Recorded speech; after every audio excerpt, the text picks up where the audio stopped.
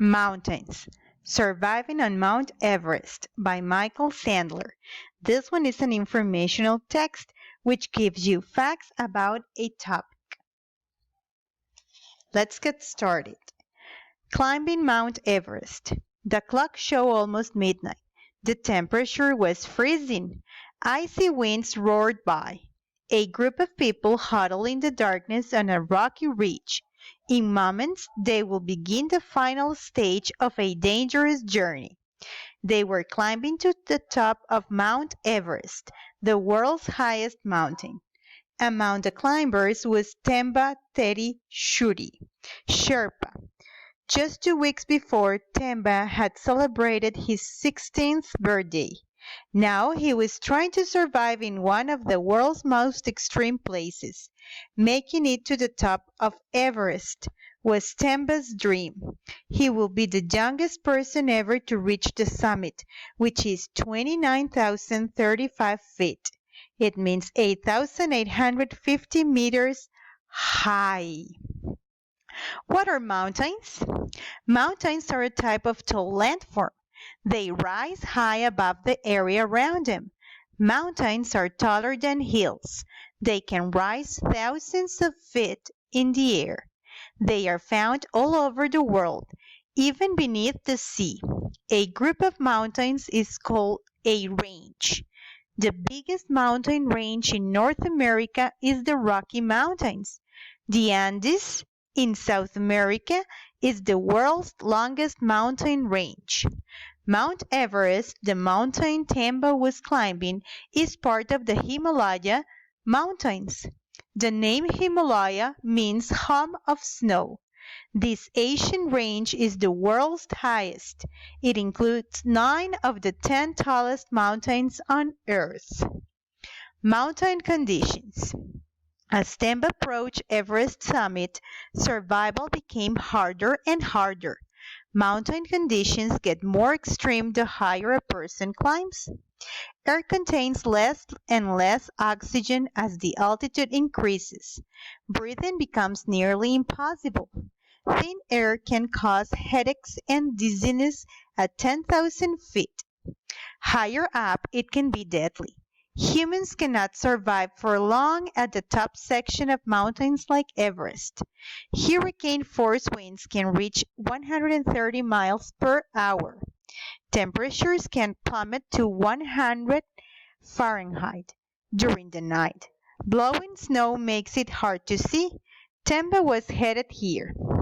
Why do people climb mountains? People climb mountains for many reasons. Some enjoy the thrill of being high above the clouds. Others like the challenge of testing their skills.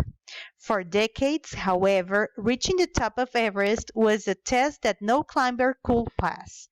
The first attempts to climb Everest were made during 1920s. Again and again, the climbing teams stopped short of their goal. Avalanches, storms, sickness, and exhaustion brought them to a halt. Then, in 1953, 2 climbers finally succeed. Sir Edmund Hillary and Tenzing Norway. Hillary was from New Zealand. Norway was a Sherpa from Nepal. Temba's mistake. Temba had tried to climb Everest before. It ended, however, in failure. I didn't have enough training or proper equipment, Temba said. He was almost at the summit when his oxygen supply ran out. Without oxygen, Temba couldn't think clearly. He made a terrible mistake. He took off his gloves to tie his boots. His fingers froze. Temba suffered frostbite on both hands. He had to turn back just 70 feet from his goal. The next time around, however, Temba was prepared.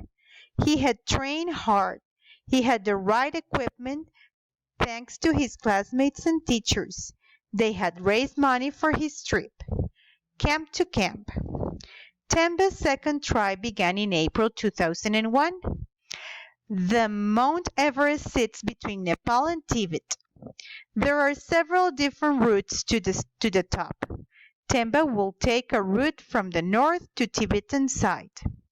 Climbers move from one camp to the next higher one and the rest for a while. At each camp, their bodies get used to the higher altitudes. Tembestem spent several weeks moving between camps with his team. At Camp 3, the team waited for a break in the weather. Winter was over, but there had been a series of severe storms. Getting caught in the snowstorm farther up the mountain will be deadly. The climb along the ridge. On May 20th, Temba's team reached Camp 4. Then the climbers headed out on the great ridge leading to the summit. Temba plunged his axe into ice walls, pulling himself up. He steadied himself against 50-mile-per-hour winds. Yet he climbed higher and higher. Temba had to move fast or die. Darkness stopped him before he got to Camp 5. His team had gone ahead. Luckily, Temba found a tent. He spent the night frightened and alone. The next day, Temba rejoined his team. They reached Camp 6, one day's climb from their goal. Reaching the top of the world. Just before midnight, Temba began his final climb. A headlamp lit the darkness. An oxygen mask helped Temba to breathe. Sometimes he'd stop to rest or to change oxygen bottles. Just after sunrise, Temba reached Mount Everest summit. He was higher than anyone else on the planet. Temba planted 2 flags. One was for his school, the other was for Nepal. I felt so happy, he said. Will the mountains survive? Temba survived in the mountains. Now he wants to make sure the mountains survive. The world's mountains face many different threats. Trash is one problem. For a while, Everest was called the world's highest garbage dump. The mountain was littered with tons of trash that climbers left behind. Batteries, bottles, and empty oxygen tanks. Many climbers didn't have the time or strength to carry these things back down with them. Global warming is another problem. As Earth gets warmer, mountain glaciers are melting.